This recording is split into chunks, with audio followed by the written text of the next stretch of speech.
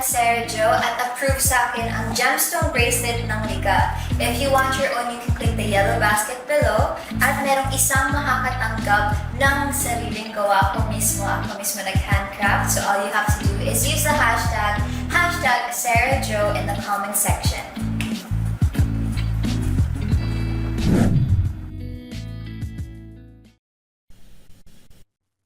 Ang kwentong ito ay hango sa totoong buhay. Mula ito sa isa nating kabayan na itago na lang natin sa pangalang Inday. Taong 1985, probinsya ng Mindoro. Nasa kalagitnaan ng pagpupulong ang buong barangay upang pag-usapan ang insidenteng nangyayari. Ilang beses nang nakakita ang mga tanod ng pagsusunog sa iba't ibang bahagi ng sityo. Ang nakakabahala pa, ang masamang amoy. Araw at gabi, nagbabantay pero walang mahuling salarin. Ang tanging naaabutan lamang ay bakas. Hindi pwedeng manahimik na lang tayo dahil baka sa susunod, mga bahay na ang masunog. Kakabangon lang natin mula sa paggagupit ng nagdaang bagyo. Kaya nakikiusap ako sa bawat isa sa inyo. Kapag meron kayong napansin na kahina-hinalang tao, ipagbigay alam dito sa ating barangay para maaksyonan kaagad. Sa ngayon wala pang masamang epekto, pero sigurado kapag hinayaan darating tayo doon. Wika ng kapitan. Maraming sabi-sabi. Gawa ito ng mga kabataang tambay. Subalit ayon naman sa nakakatanda, may kinalaman ito sa nagaganap na pagsalakay ng mga aswang. Sunod-sunod ang pambibiktima ng nasabing nilalang, pagkatapos ay lilitaw ang bakas ng pagsusunog. Kung sino man ang nasa likod ng kaganapang ito, magpapasalamat pa ako sa kanya. Wika ni Aling Ising na ikinagulat na mga kasama. Bakit naman po? Sa katunayan dapat nating isumpa dahil delikado ang ginagawa niya. Isa itong banta sa buhay ng karamihan. May rason po ba kayo para masabing papasalamatan pa? Isipin niyo, sa tuwing may aswang na nambibiktima sa lugar natin, pagkatapos yan makakakita tayo ng pagsusunog. Hindi ba sumagi sa inyo na katawan ng aswang ang sinusunog niya? Natahimik ang lahat. Nagkatinginan ng mapagtanto ang sinasabi ng ali, pero wala ni isa ang nakumbinse. Isingan kabihin ma, sinasabayan lang ng tao niya ng problema sa aswang. Paano naman masusunog ang katawan? Ang hirap kalabanin ng nilalang. Kung totoo man ang naisip ba, sino ang matapang nagagawanan? Tanong ni Aling Pina. Malay natin kung nasa tabi-tabi lang ang taong yon. Pero kung sino man siya, magpapasalamat talaga ako. At kapitan, huwag mong isipin sa susunod mga bahay natin na masusunog dahil hindi yan na mangyayari. Kasi kung oo, dapat noon pa. Ang tanong ito, ang taong nagsusunog, malamang bangkay ng aswang ang sinisindihan. Nagkatinginan ang mga kasama. Baka sa muka na hindi naniniwala sa sinabi nito. Hindi na rin siya nagtagal. Nagpaalam na pagkatapos. Nakangiting binaybay ang daan pauwi. Pagdating ng tahanan sinalubong ng anak. Alam niyang tatalakan siya kung kaya't lumabas pero sinundan pa rin. Nandito na ang magaling kong nanay. Ano po yung sinabi niyo dun sa pagpupulong? Si nanay talaga. Hindi matahimik. Ako nga rito hindi kumikibo eh. Siya naman tong daldal ng daldal. Paano kung mabisto si Tatay Dodong? Kasalanan mo po talaga. Inday, gusto ko lang baguhin ang tingin nila sa nangyayari. Ginawa nilang masama eh. Alam nating mabuti ang hangarin ni Tatay Dodong mo. At ang pagsusunog, hindi magdudulot ng kapamakan sa mga tao. O yan na naman kayong dalawa. Nagtatalo na naman kayo. Dito kayo sa loob magsagutan eh. Mamaya may makarinig sa inyo. Wika namang Dudong nang masilip sa bintana ang mag-ina. Eto po kasing si Nanay Ising. Dumalo sa pagpupulong ni Kapitan kung ano sinasabi. Nag-aalala po ko na baka lalong masamay ng lahat ng ginagawa niyo. Hindi yan. Hanggat walang nakikita, mananatiling palaisipan ng bakas. Hayaan nyo sila. Basta kayo, mag-ingat sa mga aswang na basta-basta na lang lumilitaw. May hindi pa ako nahuhuli. Nakawala yung tinugis ko nung nakaraang araw eh. Panira kasi tong mga tanod. Sumakto pang dumaan sila kaya ayon, nalingat ako. Nangangamba ako eh. Siguradong babalik yun gaganti. Hindi natin alam ang takbo ng isipan ng mga nilalang. Hanggat nasa bahay lang kami, walang mangyayaring masama. May ba tayo? Kuwang-kuha ng mga tanod ni Kapitan ng inis ko. Kumakatok sa kabahayan 10 oras pa ng gabi, mga walang hiya. Ang ibing ng tulog mambubulabog. Tapos manghihiram lang ng posporo para magsindi ng sigarilyo. Natawa si Mang Dudong sa sinabi ng asawa. Nga pala tatay, kilala niyo po yung bagong tanod? Iwasan mo yun. Ilang beses ko nang nahuli na tumitingin dito sa bahay. Yung tinginan para may gustong alamin. Balita ko nga hindi siya taga rito. Bagong lipat nung nakaraang buwan. Malay natin, may masamang balak sa'yo yung tao na yun. Napaisip si Mang Dudong sa sinabi ng anak. Kilala niya ang tinutukoy nito. Minsan na ring nahuling tumitingin sa kanilang tahanan. Nung una ay binaliwala lang sa pag-aakalang hindi sinasadya. Pero nang mapadalas ay nagduda na siya. Hindi pa naasikaso ang mga bagay na ito dahil tutok sa panunugis ng aswang. Napansin ko na rin yan. Pero hayaan nyo. Wala pa namang masamang ginagawa eh. Maging alisto na lang tayo para madali nating mapigilan kung sakaling may gagawin. Kagaya ng palaging ginagawa sa araw-araw, abala si Mang Dudong sa pag-aasikaso ng tangan. Ang mutya ng apoy, na ilang dekada nang ginamit bilang proteksyon at panlaban sa mga aswang na walang tigil sa pambibiktima. Hindi to binili o hiningi. Kusa itong lumapit sa kanya. Sa madaling salita, natagpuan ng mutya. Dati pa siyang nagka-interes pagdating sa usaping aswang. Galing kasi sa probinsya kung saan maraming naglipa ng nilalang. Nang magkaroon ng tangan, dito na naging ganap ang pagiging manunugis. Hindi na mabilang ang nakalabang halimaw. Kumpara sa dating probinsya, hindi nakikita ng mga tao ang bakas ng pagsusunog sa katawan ng tinugis dahil masyadong liblib at masukal ang kagubatan. Dito sa lugar na kasalukuyang tirahan, madaling nahanap kahit na hindi sadya. Malawak kasi ang kapatagan at puro taniman. Tag-ani kaya malinis na malinis ang paligid. Pagsapit ng hapon, ginugol ni Mang Dudong ang oras para tulungan ang anak sa pagsusunog ng mga tuyong dahon. Pinutol niya ang kalapit na puno. Maraming sanga na dapat ligpitin. Sa kalagitnaan, kapansin-pansin ang isang presensya. Kaagad tinignan ng paligid at bumungad si Mang Tiroy, ang bagong miyembro ng tanod. Nakatitig sa kanya habang bumubuga ng usok mula sa iniitit na sigarilyo. Binaliwala na lang, nagpatuloy sa paghahanap ng aswang kahit lumalakas ang amoy. Pero kahit saan man tumingin, walang magila. Tatay Dudong, nandyan na naman si Mang Tiroyo nakatingin sa atin. Hindi niyo po ba sisitahin? Nakailang titig na po yan eh. Kinilabutan ako nang wala sa oras oh. Wika ni Inday, nang mapansin ang tanod na nakatayo sa hindi kalayuan. Kahit nahuli na ito, hindi umalis. Patuloy sa pagtingin. Basta magwalis ka lang diyan. Umakto ka na hindi mo pinapansin. Lalapitan ko lang. Baka may gustong sabihin eh. Nahihiya lang siguro. Habang papalapit sa kinaroroonan ni Mang Tiroy, unti-unting lumalakas ang amoy at nang tignan ito, dahan-dahang umaatras. Tinawag niya, pero nagmamadaling lumayo. Hindi maiwasan ni Mang Dudong na pagdudahan ang kilos ng matanda.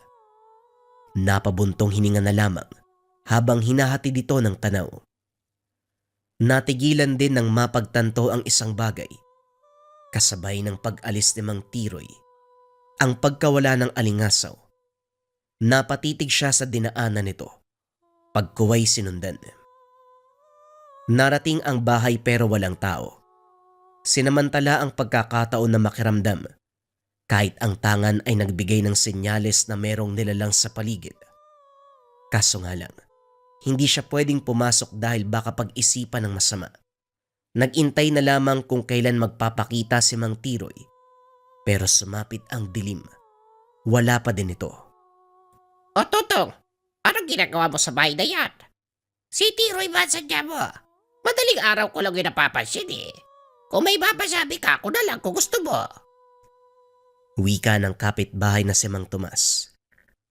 Nagtaka si Mang Dudong dahil malaki ang ngiti nito. Bagay na hindi ginagawa ng matanda. Tomas, parang masaya ka yata ngayon. Naibenta mo siguro yung alaga mong kalabaw, ano? Sa ngiting yan parang oo. Magpainom ka naman. Nagbago ang reaksyon ni Mang Tomas. Naging seryoso.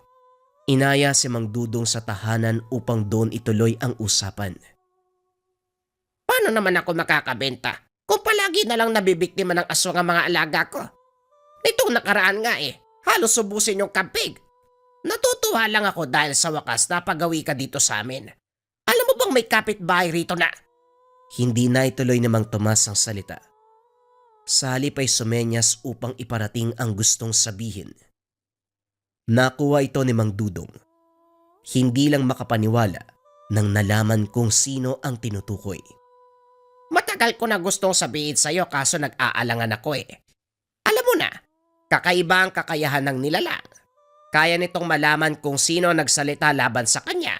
Nag-iingat lang, ayoko pang sumakabilang buhay. Sigurado ko ba, Tomas, na siya talaga? Mahirap magparatang lalo na sa usaping yan. Kilala mo ko, hindi ko ugaling magsabi ng mga bagay na walang matibay na batayan. Marami sa mga alaga ko na biktima. Maniwala ka o hindi. Ilang beses ko siyang nakita. Magkapit bahay kami kaya alam ko. Napabuntong hininga si Mang Dudong. Sa puntong ito naging malinaw ang napansin kanina. Pagkatapos ng usapan ay nagpaalam na. Pagkalabas ay muling sinilip ang tahanan ni Mang Tiroy. Walang tao, walang ilaw, pero malakas ang pakiramdam na nasa loob lamang ito. Upang hindi mahalata ang pagmamasid, nagkunwaring may hinahanap. Nilampasan ang bahay at saka dumiretso pag-uwi. Pagdating ng tahanan, nagulat siya nang makita ang mag-ina na parehong may bitbit na patalim. Saka lamang pinagbukusan ng pintuan nang magsalita siya. Ikaw pala yan, Dudong. Mabuti naman nandito ka na. Saan ka ba nagpunta? Nagpunta ako sa kabilang sityo Natagalan kasi nag-usap kami ni Tomas. Ano bang nangyari, parang susugod kayo sa lagay na yan Ibalik nyo nga yung itak, masugatan pa kayo niyan Paano ba naman tatay, may umaaligid na aswang kanina? Nakakapagtaka nga kasi, lumapit talaga dito sa bahay parang gustong pumasok. Kung nandito ka lang tay, siguradong patay na yun Dali-daling sinuri ni Mang Dudong ang paligid. Kaso nga lang wala na ang nilalang. Hindi naman siguro kayo sinaktan, ano? Anong klaseng aswang ba yon? Paliwanag nyo nga. Malaki siya tatay Kahubog ng taong lalaki. Ang pangit ng muka, mabaho basta. Akala nga namin ni nanay madadali kami. Mabuti hindi. Parang napadaang lasing lang. Hindi sinasadyang makasagi, parang ganun. Nagkaroon ng ideya si Mang Dudong kung sino ang nilalang. Akma ang pagpapaliwanag sa halimaw na nakalaban noong nakaraang buwan. Ito ang nakatakas nang mapadaan ang mga tanod sa gawi kung saan sila naglalaban. Ang hula niya, binalikan siya. Pero ang nakakapagtaka, paanong nalaman ng tahanan? Napabuntong hininga na lamang si Mang Dudong. Sa mga sumunod na sandali, tulog na ang kanyang mag-ina, subalit siya ay gising na gising sa takot na baka muling lumitaw ang aswang. Tahimik lamang na nagkakape sa sala habang pinapanood ang madilim na paligid sa nakabukas sa bintana. Hindi nagtagal dumaan ang mga tanod. Tinawag siya nang makita ng kapitan. Magandang gabi po, Kapitan. Mukhang marami kayo ngayon kumpara sa mga nagdaang gabi. Abay oo, yung mga tambay kasi naisipang tumulong kaya pinasama ko na sa paglilibot. Mas maganda nga sana kung sasama ka rin eh. Lahat na nakikisa ikaw na lang yata ang hindi. Ay pasensya na ho kayo, Kapitan. Puro babae kasi ang kasama ko sa bahay eh. Ayokong iwanan, baka may mangyaring masama. Naglipa na pa naman ang mga aswang sa panahon ngayon. Baka sa ibang bagay na lang ako, Kapitan. Wag lang sa ganyan, pasensya na ho talaga. Naiintindihan ko naman, o siya sige. Lalakad na kami para maglibot sa buong barangay. Tumango lamang si Mang Dudong. Tinitigan ang papalayong grupo. Tangkang babalik na sana ng tahanan. Napansin niya ang presensya sa hindi kalayuan. Naging alerto ang tanga na sinusundan ng pag-alingasaw.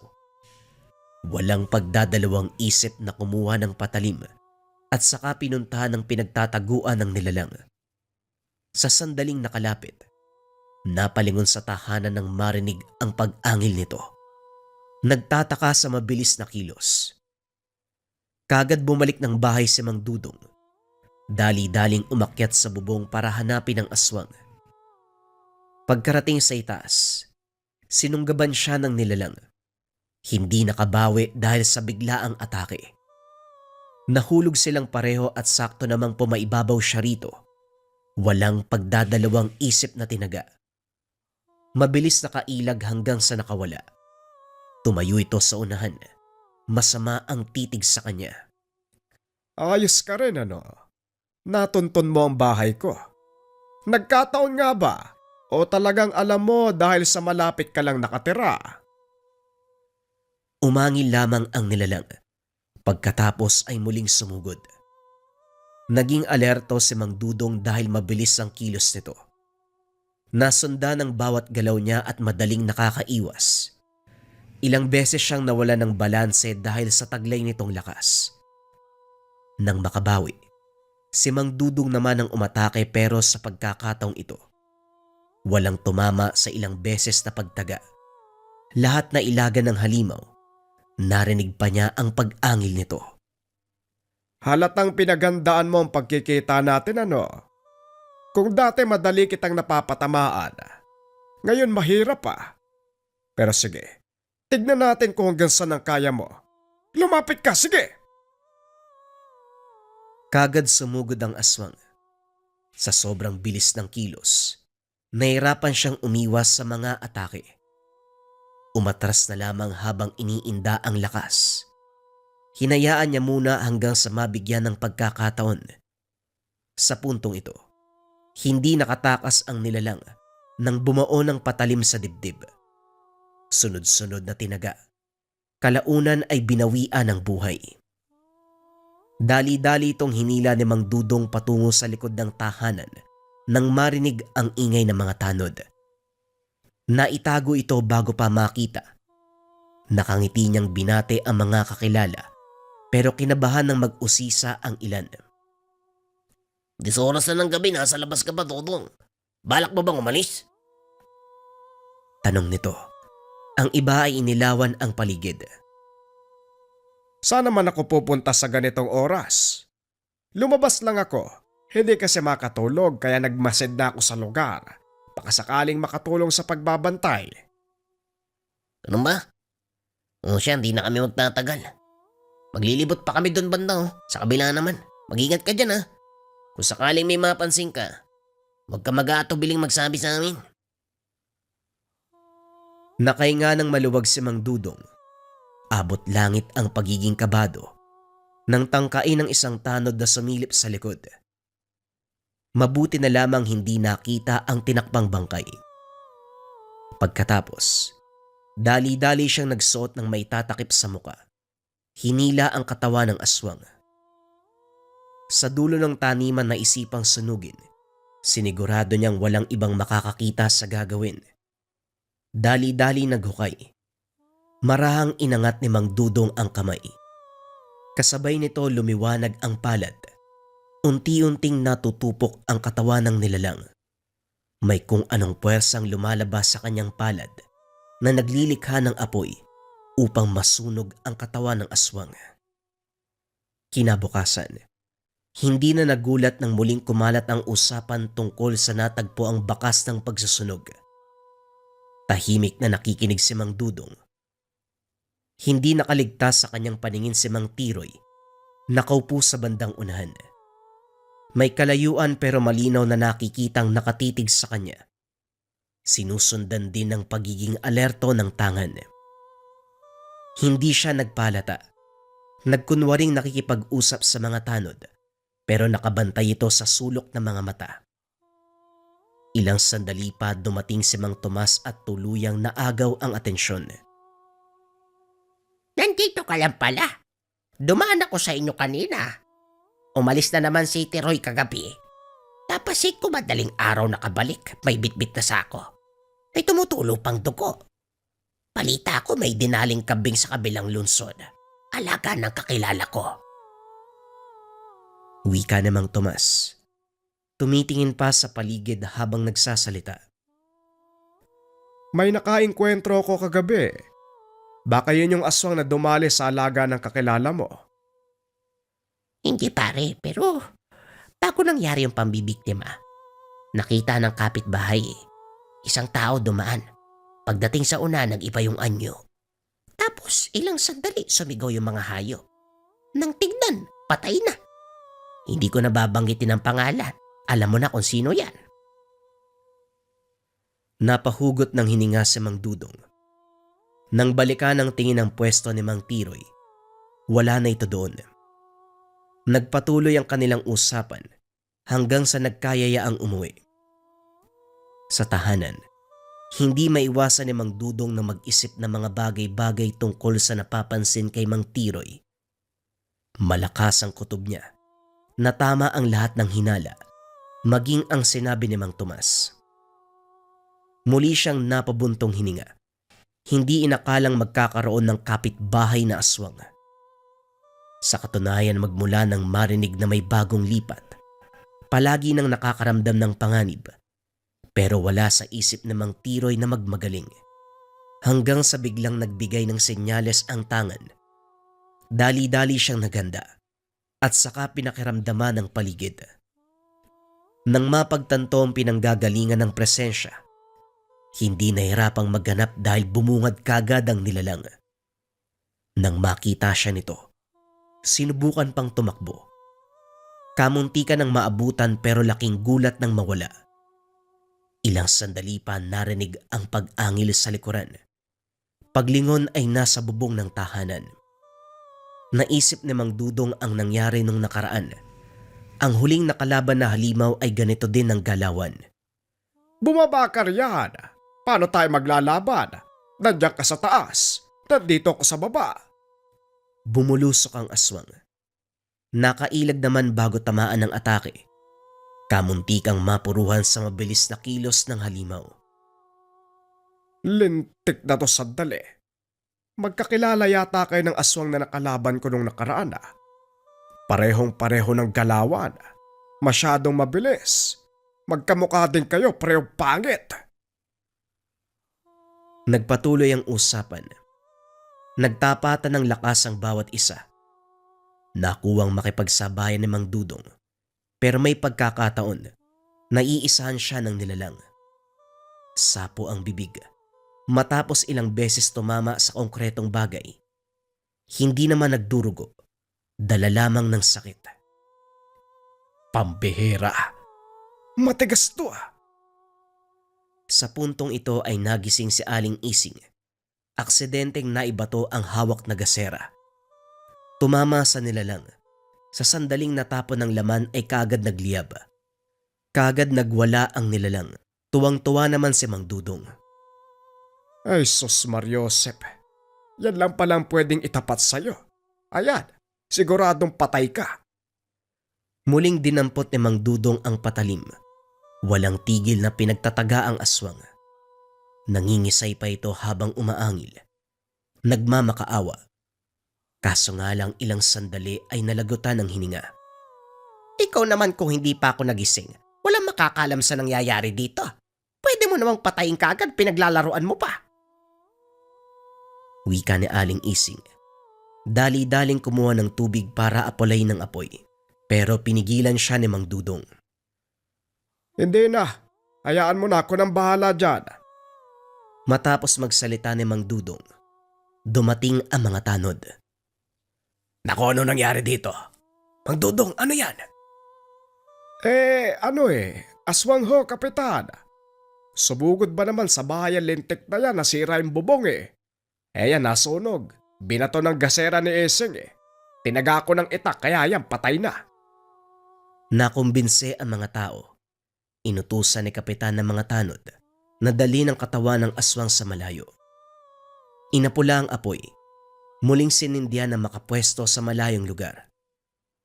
Pagkatapos, si Mang Dudong ang gumawa ng paraan para magbago ang isip ng mga ito sa usaping bakas ng pagsusunog. Kapitan, hindi mo ba naiisip ang nasa utak ko? Tignan po ninyo. Ganyan na ganyan ang natatagpo ang bakas. Ibig ba nitong sabihin? Hindi nito naituloy ang salita. Naintindihan ng kapitan.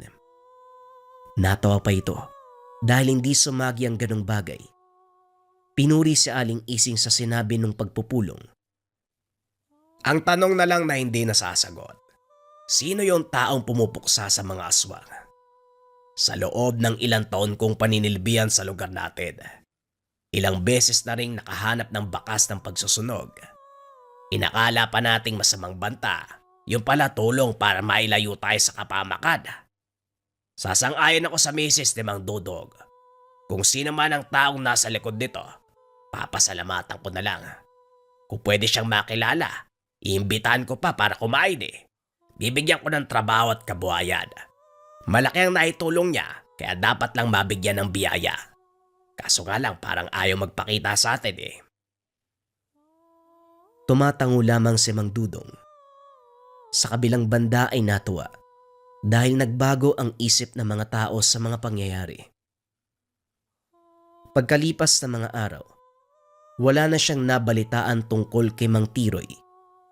Walang nakaalam kung nasaan ito. Iginiit ni Mang Tomas na aswang ang nasabing matanda. Kaso hindi matukoy kung sino sa mga napatay. Kung dati ay nangangamba na baka masama ang kahihinatnan ng tagalugar sa bakas ng pagsusunog, ngayon ay natutuwa sila sa tuwing merong natatagpuan dahil nagsisilbing tanda na may napuksang aswang. Nagroronda pa rin ang mga tanod sa gabi, pero paminsan-minsan na lamang dahil nakampante na sa presensya ng tagapagligtas. Lingid sa kanilang kaalaman na ang taong nagbabantay sa buong baryo, walang iba kung hindi ang palagi nilang nakakausap, si Mang Dudong na may mutya ng apoy. Ang susunod na kwento mga kabayan ay bagong istorya pa rin. Ito ay kwento ng matanda na merong gabay na tikbalang, tagapangalaga ng kagubatan. Huwag na nating patagalin pa. Simulan na ang kwento. Ang kwentong ito ay hango sa totoong buhay. Mula ito sa isa nating kabayan na itago na lang natin sa pangalang Nessa. Walang eksaktong taon. Bagong bayan. Ang mundo ay puno ng hiwaga at misteryo. May mga kakaibang nilalang na nabubuhay kasama ang mga ordinaryo. Ngunit hindi kayang makita ng normal na mga mata ng tao. Isa sa mga kwentong hindi maalis sa isipan ng dalagang si Nessa, ang sinabing kwento ng kanyang lola patungkol sa mga nilalang na minsan itong nakainkwentro. Matagal ng panahon ang nakakalipas. Ayon sa kanyang lola, bata pa lamang nang makilala si Inocencio. May natatanging kakayahan na makakita ng mga nilalang na hindi nabibilang sa mundo ng mga mortal. Isinasama pa raw siya nito sa mga lugar kung saan may nananahan na mga elemento, kagaya ng duwende, engkanto, kapre, tikbalang at iba pang mga nilalang na kahit anong gawin ng lola niya, hindi ito nakikita ng kagaya sa kaibigan nitong si Inocencio. Subalit isang pangyayari ang naging dahilan upang mabulag ang dalawang mata nito. Mula noon, hindi na muling nagkita pa ang lola ni Nessa, pati na rin si Inocencio. Bigla na lang daw naglaho ang buong pamilya nito sa bayan. Walang sino man ang nakakaalam kung ano ang nangyari sa mga ito. Tirik na tirik ang araw. Madalang ang ulap na makikita sa kalangitan. Kasalukuyang binabagtas ng magkaibigang Nessa at Lyra ang daanan papunta sa isang resort. Ang lokasyon, may kalayuan sa syudad ng kanilang kinalakihan, kaya naman mahaba ang biyahe. Nessa, matagal pa ba yung biyahe natin? Ihing-ihi na ako eh. Kanina ko pa to pinipigilan eh.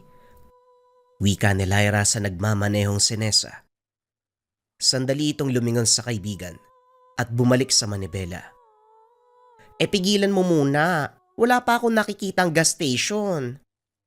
Pero hindi ko na talaga kaya. Naku, sasabog na yata yung pantog ko. Ihinto mo, dali, dyan na lang ako sa tabi. Ano, Lyra? Hindi ka lalaki para umihi sa kung saan-saan? Hindi ko na talaga kayang pigilan. At isa pa, wala naman ako nakikitang taong dumadaan oh.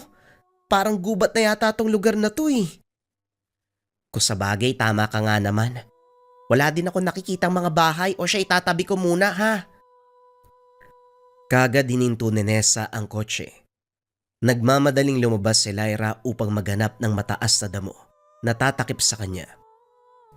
Nang makahanap ay doon umihi. Hindi alintana ang mga niknik na lumilipad sa paligid. Nang matapos ay bumalik siya sa kotse. Nakita ang kaibigan, nakatitig sa direksyon ng isang malaking puno. Hoy Nessa, anong tinitignan mo dyan? Natauan ito nang marinig ang boses ni Lyra.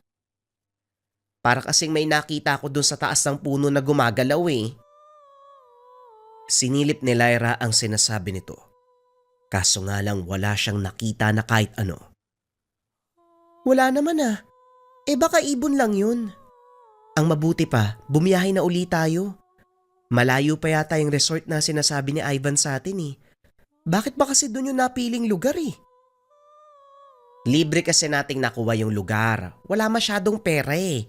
Kailangan matapos yung trabaho natin doon. Sana nga lang malaki yung kitain ng team natin para hindi problemahin yung pambayad ko sa renta sa mga susunod na buwan. Hayaan mo na, Lyra. Nabasa ko naman yung manuscript, maganda yung kwento. Mukhang papatok sa masa. Ay naku, sana nga. Lalo kong gagalingan sa parte ko mamaya pagdating sa resort. Ayan, ganyan nga. O sige na, baka mali tayo. Muling nagbiyahe ang magkaibigan patungo sa sinasabing resort. Habang nagmamaneho, hindi maiwasang antukin ni Nessa. Tinulugan ito ni Lyra kaya wala siyang makausap upang manatiling gising. 2:00 ng hapon, madali siyang antukin ng mga ganitong oras. Maya-maya pa, hindi niya namalayang napapikit na dahilan upang mawalan siya ng kontrol sa pagmamaneho. Bumangga ang kotse nila sa isang malaking puno ng akasya. Malakas ang naging salpok ng kotse, pero laking pasasalamat ni Nessa at Lyra. Konting galos lang at mga pasa ang natamo. Masakit man ang katawan, pinilit ng dalawa na makalabas ng kotse. Naganap ng taong tutulong sa kanila, kaso nga lang walang makita. Mas lalo silang nakaramdam ng takot nang makita ang malaking puno kung saan sila bumangga. Teka, nahihilo lang ba ako? O yan din yung punong nakita natin kanina? Napalingon siya sa mataas na damo na tumakip sa kanya habang umiihi kanina. Hindi siya maaaring magkamali. Ito nga ang lugar. Nessa, hindi ako pwedeng magkamali. Yan talaga yung puno na nakita ko kanina. Hindi kaya naliligaw tayo? Muling tinitigan ni Nessa ang puno. Tama ang kaibigan. Ito nga ang puno kanina kung saan may nakita siya. Hindi na lamang kinumpirma sa kaibigan, para hindi madagdagan ang takot na nararamdaman. Hindi ko alam. Hindi ko alam kung yan nga yun. Anong gagawin natin? Wala na tayong sasakyan. Mangiyak-ngiyak si Lyra habang sinusubukang tumawag sa kanyang cellphone, kaso nga lang walang signal sa lugar.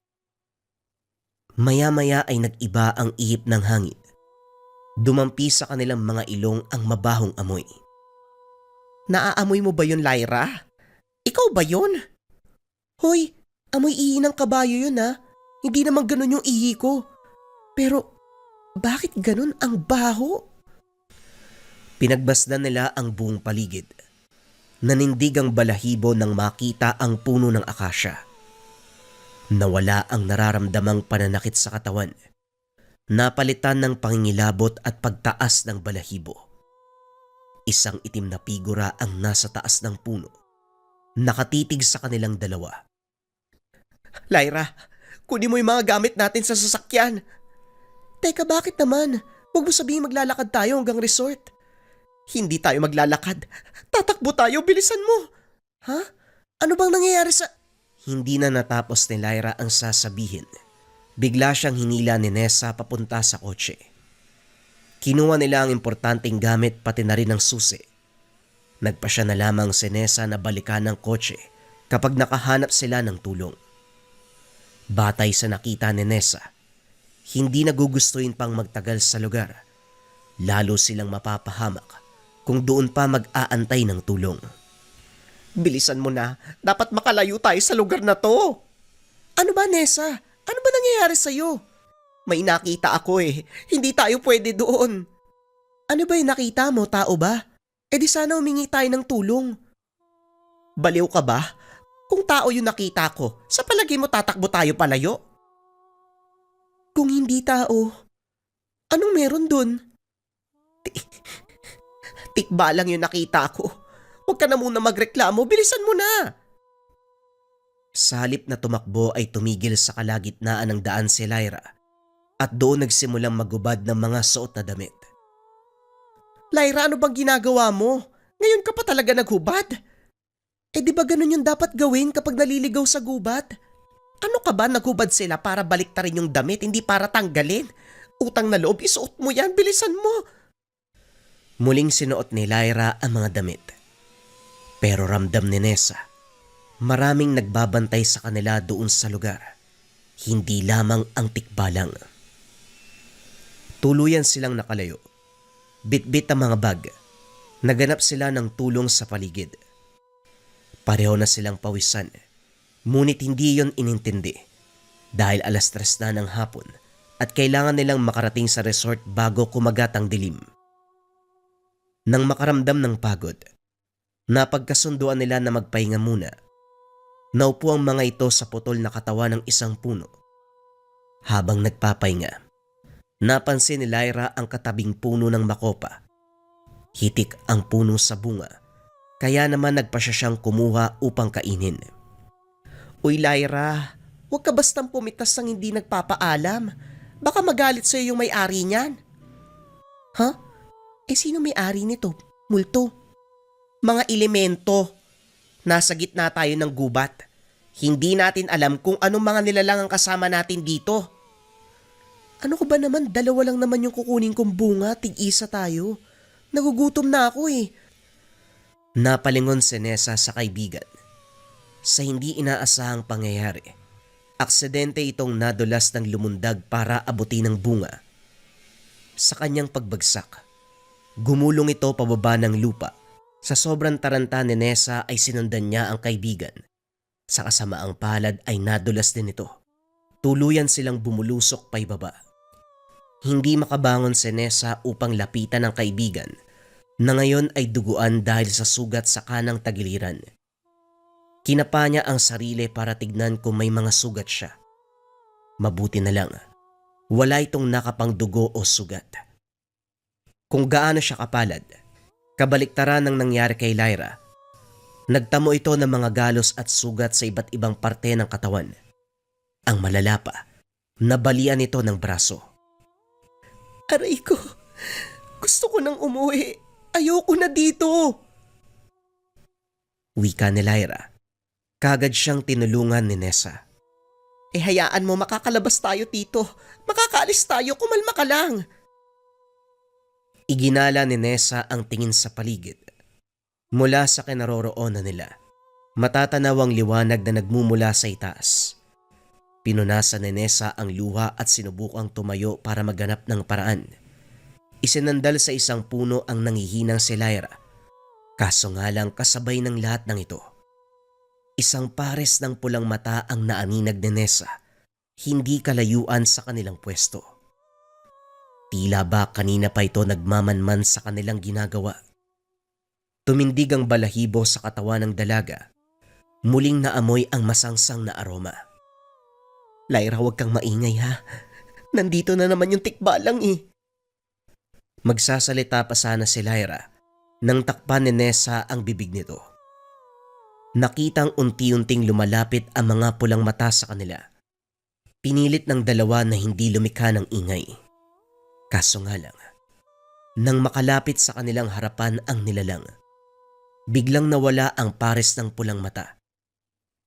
Nagpalinga-linga ang dalawa subalit bigla itong lumitaw sa harapan, kaya naman sabay silang napasigaw. Ang ulo ay mula sa kabayo na may pulang mga mata. Ang katawan ay tulad sa isang normal na tao. O kumalma ka.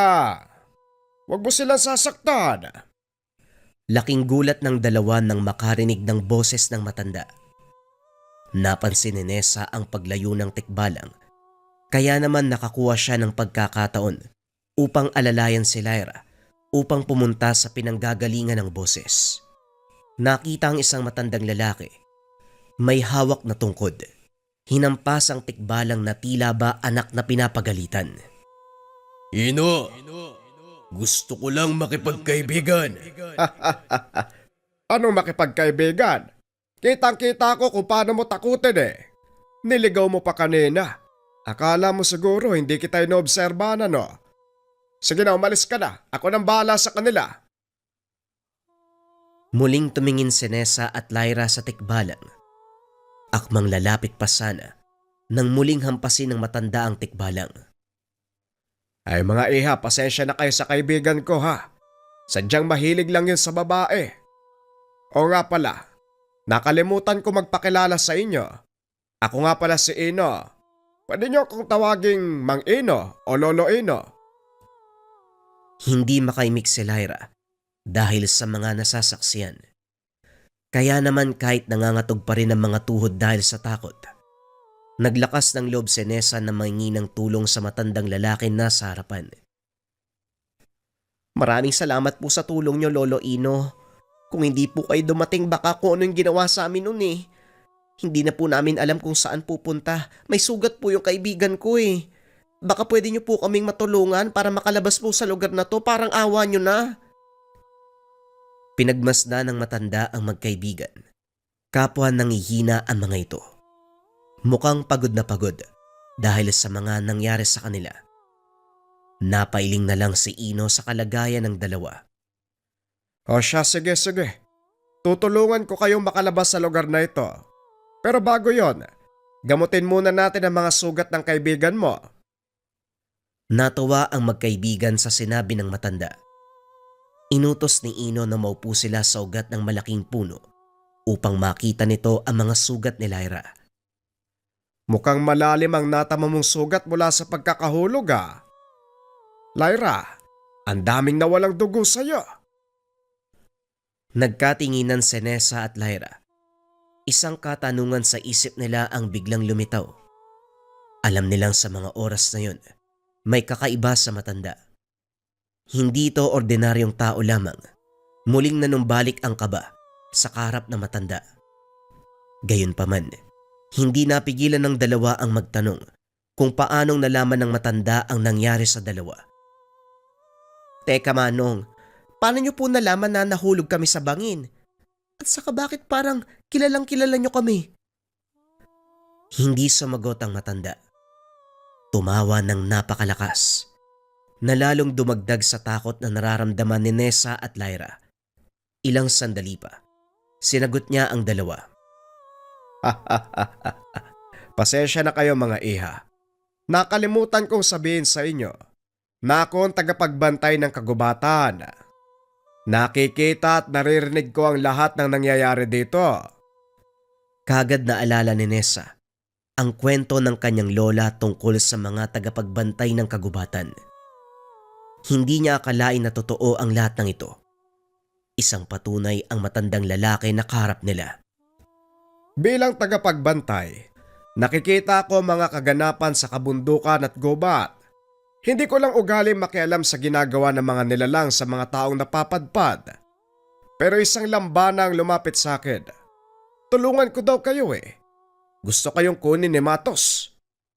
Matos, yung tikpa lang po kanina. Oo, siya nga, Matos ang pangalan nun. Huwag kayong mag-alala, kaibigan yon, mabait yon. Talagang mahilig lang sa magandang babae. Marahil naakit sa'yo, Lyra. Mahaba kasi ang buhok mo eh. Yan ang gustong gusto ni Matos. Pero bueno iha, malalim ang sugat mo, Lyra. Hindi kakayanin ng mga kaibigan ko dito sa gubat. Mas makakabuti kung madadala ka sa pinakamalapit na pagamutan. Umayos si Ino sa pagkakaupo. Ginamit ito ang tungkod na hawak upang mabilis na makatayo. Maya-maya pa ay sinakop na ng kadiliman ng lugar. Isang hindi mapaliwanag na lamig ang naramdaman.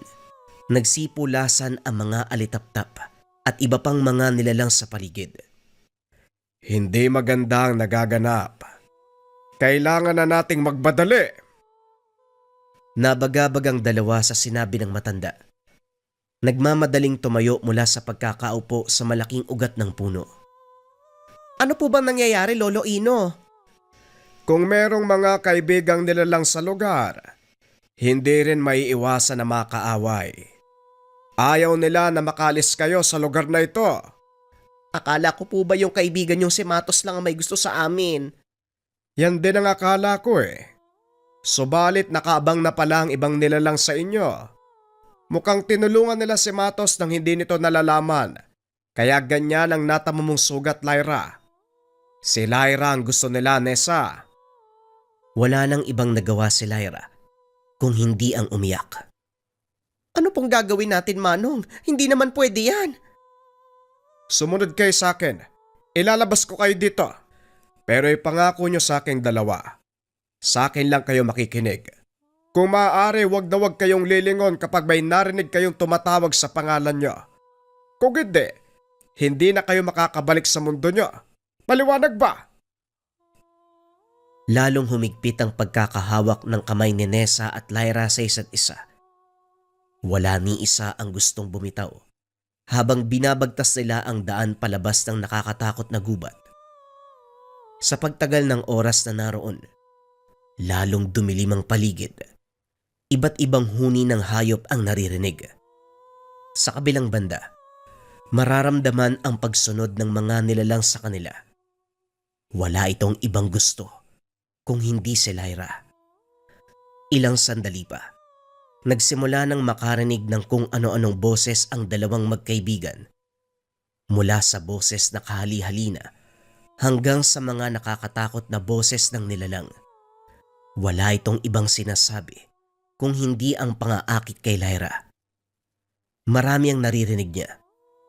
Pinipilit na hindi lumingon kahit parang boses na mga mahal niya sa buhay ang ginagamit ng mga ito. Subalit isang boses ang nakapukaw ng kanyang atensyon at damdamin. Hindi napigilan ang sarili. Narinig ang boses ng ina. Tinatawag ang kanyang pangalan. Matagal nang namatay ang magulang, kaya sabik na sabik siyang makita ang mukha nito. Eksaktong paglingon niya sa likuran. Dalawang malaking kamay ang humablot sa kanya. Napasigaw na lamang si Nessa habang hawak ang kaibigan. Pilit itong pinanlalabanan ang nilalang na kumukuha sa kaibigan. Lolo Ino, tulungan niyo po kami! Binalaan na kita pati ang kaibigan mo. Patawad, pero wala akong magagawa sa kalagayan ni Lyra. Wala akong kapangyarihan upang bawiin siya. Ang tanging magagawa ko lang, proteksyonan at bantayan kayo. Napayak na lamang si Nessa habang tinitignan ng kaibigan na unti-unting nilalamon ng dilim. Patawad, Nessa. Ang mga nilalang na kumuha kay Lyra, naiiba sa kagaya ni Matos. Hindi na ito usapin kung kaya ko silang labanan o hindi. Ito'y respeto sa mga batas ng kalikasan. Maraming sinuway si Lyra nang dumating siya dito. At ang pinakahuling batas na siya magliligtas sa kanya, hindi pa rin niya sinunod. Wala tayong magagawa, Nessa. Kailangan panatiliin ang balanse.